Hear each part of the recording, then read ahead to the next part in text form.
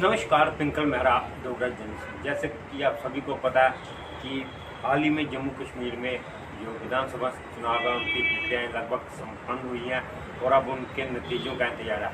जम्मू कश्मीर में 3 फेजेज में चुनाव हुए थे, जिसमें 18, 25 और 1 तारीख को अंतिम चरण का मतदान था जो हो गया था। लेकिन अब उन मतदान जो हुआ था उसके रिजल्ट का इंतजार है और रिजल्ट 8 तारीख को आना है।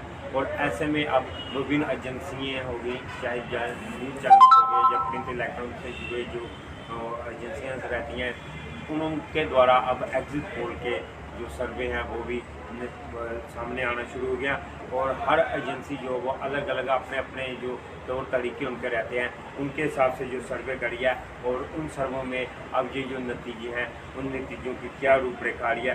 कुछ एजेंसियों द्वारा जो सर्वे किए गए हैं भाई जम्मू कश्मीर असेंबली 2024 के जो एग्जिट पोल में, उसमें बीजेपी को या एनसी को या कांग्रेस को या पीडीपी को, बीजेपी एनसी कांग्रेस का जो गठबंधन है, इनको कितनी कितनी सीट दी जा रही है, उस पर हम अगर गौर करें तो कुछ एजेंसियों का ये बताना है कि जो बीजेपी है वो लगभग 28 से 30 सीटें ला सकती है।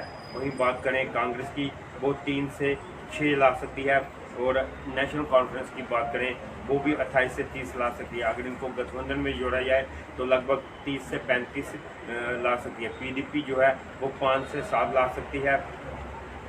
और जिसमें उसके अलावा जो सज्जाद लोन की पार्टी है वो भी 1 से 2 लाख सकती है। अल्ताफ बुखारी की जो पार्टी है वो 1 से 2 लाख सकती है। इंजीनियर शीट की पार्टी है वो भी 1 से 2 लाख सकती है। और जो अदर्स हैं वो 7 से 11 ला सकते हैं।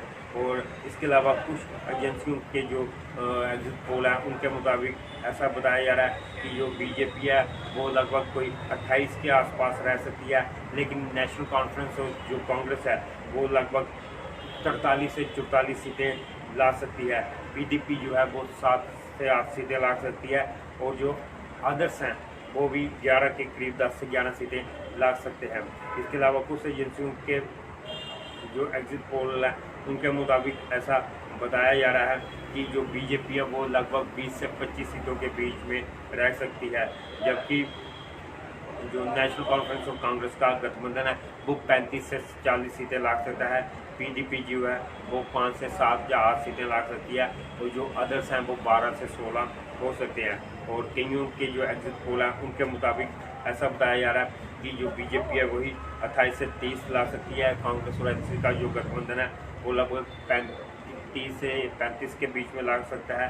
पीडीपी 5 से 7 ला सकती है और अदर्स 8 से 16 ला सकती है। और उसके अलावा कईयों का ऐसा मानना है कि जो बीजेपी है वो 23 से 27 लाख सकती है और एनसी गठबंधन 46 से 50 लाख सकता है। और कईयों का ऐसा मानना है कि जो कांग्रेस बीजेपी है वो 27 से 32 ला सकती है और नेशनल कॉन्फ्रेंस और कांग्रेस का जो गठबंधन है वो 40 से 48 भी ला सकता है। ये विभिन्न एजेंसियों द्वारा ये सर्वे करवाए गए हैं या जो उनके मुताबिक ये अपने अपने हिसाब से जितने उनकी जो क्षमता रही है उन क्षमताओं के अनुसार उन्होंने संसाधनों के माध्यम से ये सर्वे किया, जिनमें हर एक पार्टी के अपने अपने दौर पे बताया जा रहा है। लेकिन मुख्य तौर से जो 2 बातें निकलकर सामने आ रही है कि इस बार की जो इलेक्शन में जो मुख्य मुकाबला है जो देखने को मिलेगा, जो एग्जिट पोल के हवाले से जिस तरह के रुझानों से लग रहा है कि वो बीजेपी और एनसी और कांग्रेस का ही रहेगा, कि इन्हीं 2 जो दल रहेंगे, एनसी कांग्रेस गठबंधन और बीजेपी, इनमें मुख्य मुकाबला रहेगा।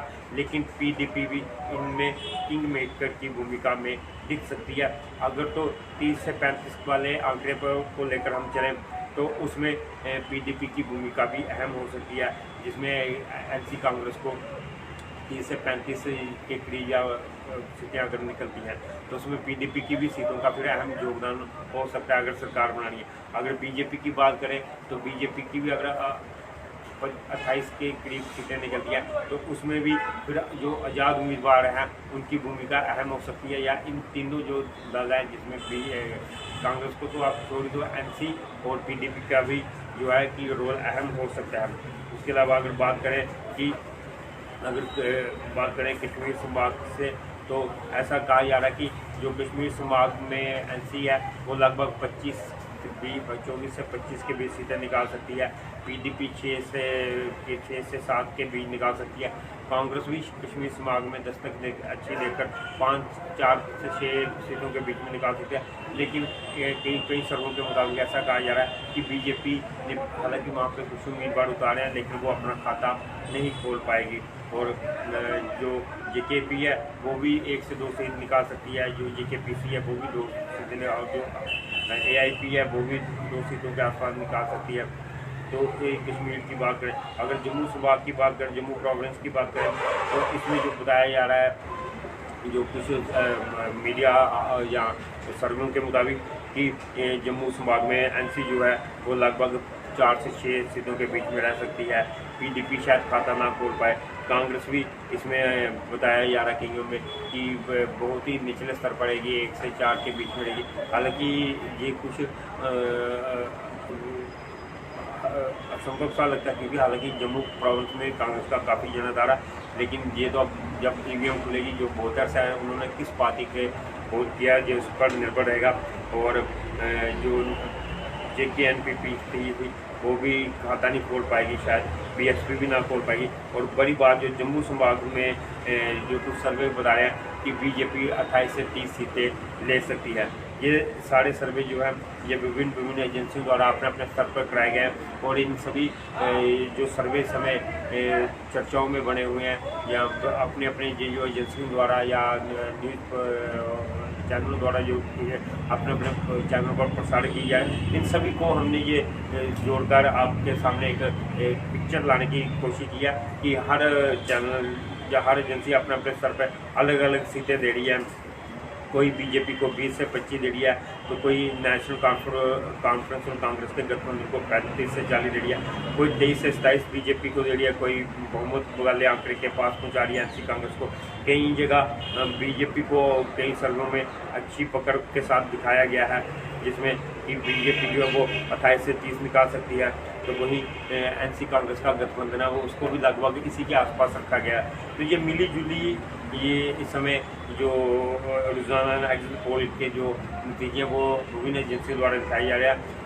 हालांकि कुछ जगह दिखाया जा रहा है कि शायद NC कांग्रेस सरकार बनाए की स्थिति में आ जाए, लेकिन अधिकतर ऐसे ही बताई जा रही है जिसमें कि कोई भी ये बड़े दल जो हैं, जो जम्मू कश्मीर में अगर आप देखें तो 4 बड़े दलों में अगर गिनती की जाए, तो जैसे BJP हो गया, नेशनल कॉन्फ्रेंस हो गया, कांग्रेस हो गई या PDP हो गया, इन किसी को भी पूर्ण सरकार बनाने के बहुमत को अकेले अपने दम पे नहीं दिखाया जा रहा। और इससे क्या पता फिर ऐसी स्थिति बन जाए कि अगर PDP की सीटें कम भी आती है, जैसे कि महबूबा मुफ्ती भी कह रहे थे कि अपने अक्सर बयानों में कि हमारी भूमिका अहम रहेगी, तो ये चीज़ें अब देखने वाली होगी कि आने वाले दिनों में ये जो अब कुछ ही दिन बचे हैं, जिसमें 8 तारीख को जब नतीजे आएंगे, तो उन नतीजों में क्या ये जो एग्जिट पोल है यही वास्तव में सामने निकल कर बाहर आएंगे, या इनमें कुछ बदलाव देखने को मिल सकता है। कि अगर तो बदलाव होता है तो फिर तो ये और रोचक होगा कि कौन सी पार्टी किस पार्टी को पिछाड़ कर आगे बढ़ती है, और जो गठबंधन जैसे कि NC कांग्रेस का गठबंधन है, अगर वो BJP को पिछाड़ कर आगे बढ़ता है तो वो सरकार की बनाने की तरफ आगे बढ़ेगा। अगर BJP इस गठबंधन को पीछे रखकर खुद आगे बढ़ती है तो ये भी रोचक होगा, देखने लायक होगा कि अगर BJP इन जो रुझानों के मुताबिक अगर नतीजे लाती है तो BJP की हाथ में सत्ता की चाबी किस तरह पहुंचेगी। क्या वो या जो आज़ाद उम्मीदवार हैं या आदर्श हैं उनसे मदद लेगी, या किसी गठबंधन के साथ, किसी पार्टी के साथ कोई गठबंधन करेगी। बेहद ही रोचक नतीजे देखने को मिल सकते हैं।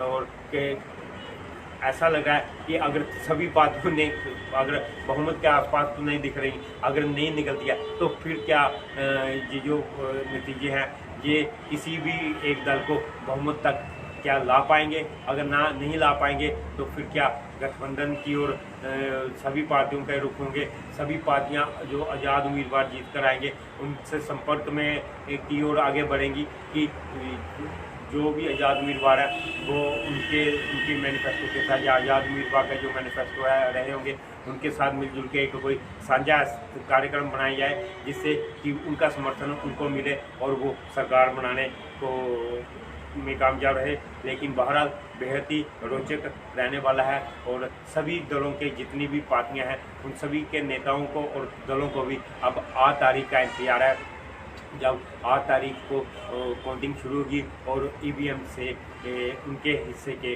वोट बाहर आना शुरू होंगे। तो ये अब आने वाले जो भी 2-3 दिन बचे हैं तो वो ये अब काफ़ी रोमांचक रहने वाले हैं, क्योंकि जनता ने तो अपना फर्ज अदा कर दिया और उसने तो वोट डाल दिए है किसी भी दल के पक्ष में। अब उन दलों को ये चिंता विस्तारी होगी कि जो जनता ने वोट डाले हैं उनके पक्ष में कितने वोट डाले हैं। तो ये बेहद ही रोचक रहने वाला है। बहरहाल अभी हमने ये विभिन्न जो एजेंसियाँ या न्यूज़ चैनल रहे हैं जो इस समय इन एग्जिट पोलों को अपने अपने चैनलों पर या अपने अपने जो भी उनके माध्यम रहते हैं उन पर दर्शा रहे हैं, तो हमने इन सभी को मिला जुला जो जितने भी दिखा रहे हैं उसको लेकर ये एक सेगमेंट तैयार किया था कि हर एक जो सर्वे वाले हैं वो किस तरीके से अपने जो उनके माध्यम रहते हैं उससे वो सर्वे करके तो आंकलन कर रहे हैं कि किस दल को कितनी सीटें मिलेंगी। बहरहाल लेकिन अब 8 तारीख का सबको इंतजार है, बेसब्री से इंतजार है। जब 8 तारीख को ईवीएम खुलेंगी तो वो नतीजे किस दल या किस पार्टी के पक्ष में जाते हैं। नमस्कार।